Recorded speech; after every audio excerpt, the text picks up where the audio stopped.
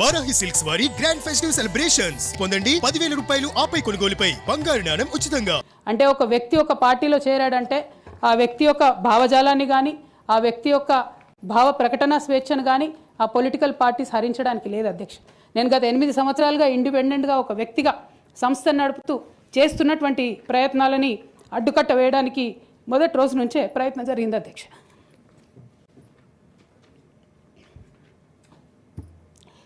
కానీ ఎక్కడ కూడా నేను తెలంగాణ బిడ్డలని తెలంగాణ ప్రజల్ని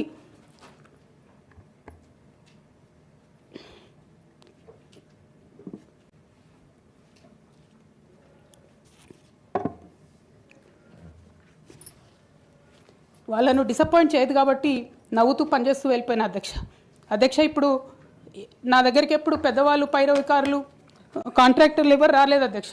నేను ఎప్పుడు కూడా పేద ప్రజల మధ్యలోనే ఉండి పనిచేస్తున్నాను అధ్యక్ష.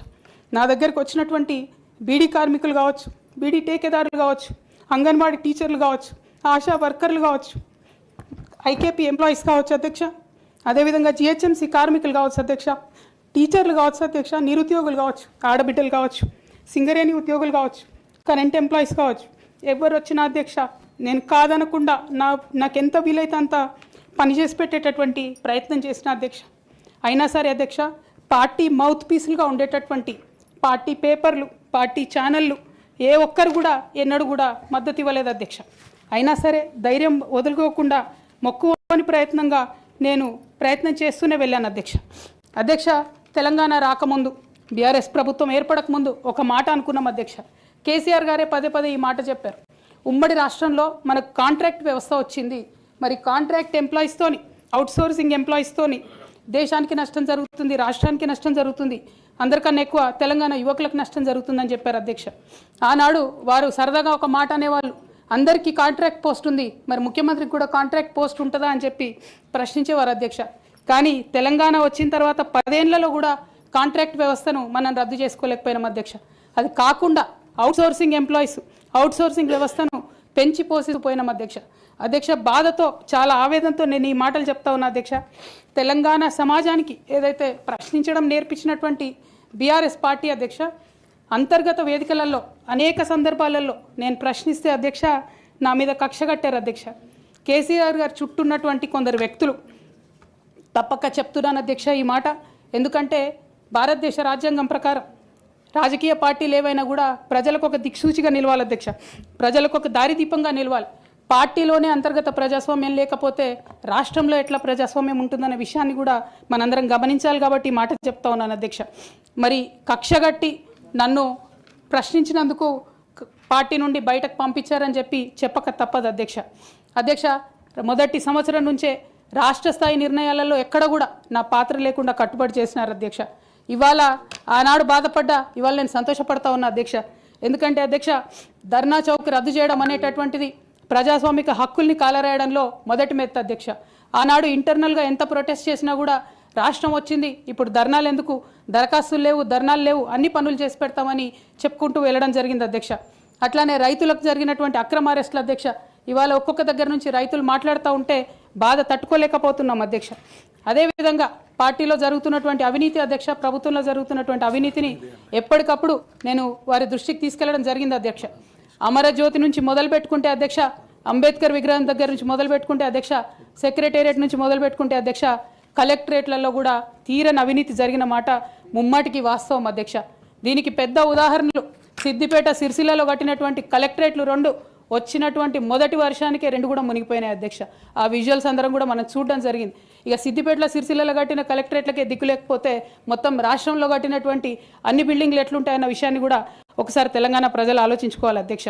ఒక పక్క నిజం మాట్లాడే వాళ్ళను, సూటిగా మాట్లాడే వాళ్ళను, ఉన్నట్టు చెప్పే వాళ్ళను రిస్ట్రిక్ట్ చేయడమే కాకుండా అధ్యక్ష ఉద్యమకారుల విషయంలో తీరని నిర్లక్ష్యం గురైంది అధ్యక్ష. అనేక సందర్భాల్లో నేను పార్టీ నాయకులని పెద్ద నాయకులను కూడా అనేక సందర్భాల్లో అడిగిన అధ్యక్ష. వేరే విధంగా సహకరించకపోతే, వేరే విధంగా వాళ్ళకి హెల్ప్ చేయలేకపోతే కనీసం సీఎం రిలీఫ్ ఫండ్ కింద మనిషికి 10 లక్షలు ఇద్దాం, ఎక్కడోళ్ళు అక్కడ సెటిల్ అయిపోతారు అధ్యక్ష అని కూడా అడిగినాం అధ్యక్ష. అది కూడా చేయలేదు.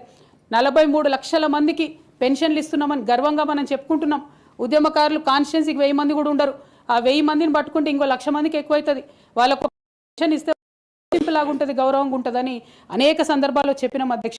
అది కూడా 69లో పనిచేసినటువంటి ఉద్యమకారులు వాళ్ళ స్ఫూర్తిని తీసుకొనే మనం ముందుకెళ్ళినామని చెప్పి మనం చెప్పుకున్నాం అధ్యక్ష. కానీ వారిని కూడా ఎన్నడూ కూడా గుర్తించలేకపోయినాం అధ్యక్ష. అదేవిధంగా విద్య విషయంలో అధ్యక్ష, మన మెయిన్ ట్యాగ్ లైన్ నీళ్లు నిధులు నియామకాలు అనేటటువంటి మన మెయిన్ ట్యాగ్ లైన్ ఏదైతే ఉంటుందో అధ్యక్ష, అన్నిటినీ కూడా గండుగొట్టుకుంటూ పోయినాం అధ్యక్ష. విద్య విషయంలో, నియామకాల విషయంలో, అన్ని విషయాల్లో అదే జరిగింది అధ్యక్ష.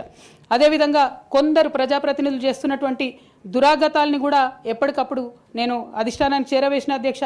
దాని మీద ఎటువంటి చర్యలు లేవు అధ్యక్ష. దానికి ప్రత్యక్ష నిదర్శనం ఇసుక దందాల్లో చేసినటువంటి అక్రమాలతోని నేరేళ్ల లాంటి దురాగతాలు జరిగినాయి అధ్యక్ష. దళిత బిడ్డల మధ్యలో అనవసరంగా బలైపోయినారు అధ్యక్ష.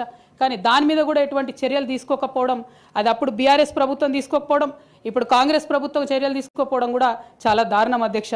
బోధన్ షుగర్ ఫ్యాక్టరీ అధ్యక్ష, నా ప్రాంతం అధ్యక్ష, నా బోధన్ మా అత్తగారిల్లు. ఒక 10 ఏళ్లలో కనీసం ఒక 100 సార్లు అడుగుంటాం అధ్యక్ష బోధన్ షుగర్ ఫ్యాక్టరీని తెప్పియాలని చెప్పి. బోధన్ షుగర్ ఫ్యాక్టరీ విషయంలో చేసినటువంటి నిర్లక్ష్యానికి మాత్రం నేను పర్సనల్గా చాలా అవమానంగా ఫీల్ అయిన అధ్యక్ష. అయినప్పటికీ ఇప్పటికి కూడా బోధన్ షుగర్ ఫ్యాక్టరీ తెరచకపోవడం, తెలంగాణ వచ్చి కూడా మా బోధన్ బిడ్డలకు న్యాయం జరగలేదన్న విషయం అర్థమవుతా ఉంది అధ్యక్ష. అదేవిధంగా అధ్యక్ష, కేసీఆర్ గారి దగ్గర మాట్లాడే ధైర్యం నాకు ఒక్కదానికే ఉంది కాబట్టి అధ్యక్ష, ఈ అన్ని అంశాలు నేను ఎప్పటికప్పుడు అడుగుతూ వెళ్ళిన అధ్యక్ష. సరే, పర్సనల్గా వారు నాకు తండ్రి, పార్టీ అధ్యక్షులు, ఒక 2 విషయాలు చేసినా ఒక 2 విషయాలు చేయకపోయినా నడుస్తుంటుంది పార్టీ అన్నప్పుడు, ఇంత పెద్ద వ్యవస్థ ఉంటే అనుకోవచ్చు అధ్యక్ష. కానీ కింద ఉండేటటువంటి అనేక వ్యక్తులు కంటిన్యూస్గా దురాకతలు చేస్తుంటే కూడా మరి చూసుకోకపోతే కరెక్ట్ కాదు అధ్యక్ష. అదేవిధంగా టీఆర్ఎస్ నుండి బీఆర్ఎస్గా మారుస్తామనేటటువంటి ఒక కీలకమైన నిర్ణయం తీసుకోవడం జరిగింది అధ్యక్ష. ఆనాడు కూడా ఆ మీటింగ్ నేను అటెండ్ అవ్వలేదు అధ్యక్ష. నేను ఒప్పుకోలేదు, ఈ పేరు మార్పుకు ఒప్పుకోలేదు, నేషనల్ పాలిటిక్స్లోకి వెళ్ళడం కూడా నేను ఒప్పుకోలేదు అధ్యక్ష. అంటే ఒక మాట అధ్యక్ష, ఇట్లాంటి హౌస్లో చెప్పొచ్చో లేదో కానీ తెలంగాణలో ఏం పీక్ కట్టలు కట్టినామని నేషనల్కి పోయి చేస్తాం అధ్యక్ష. మనం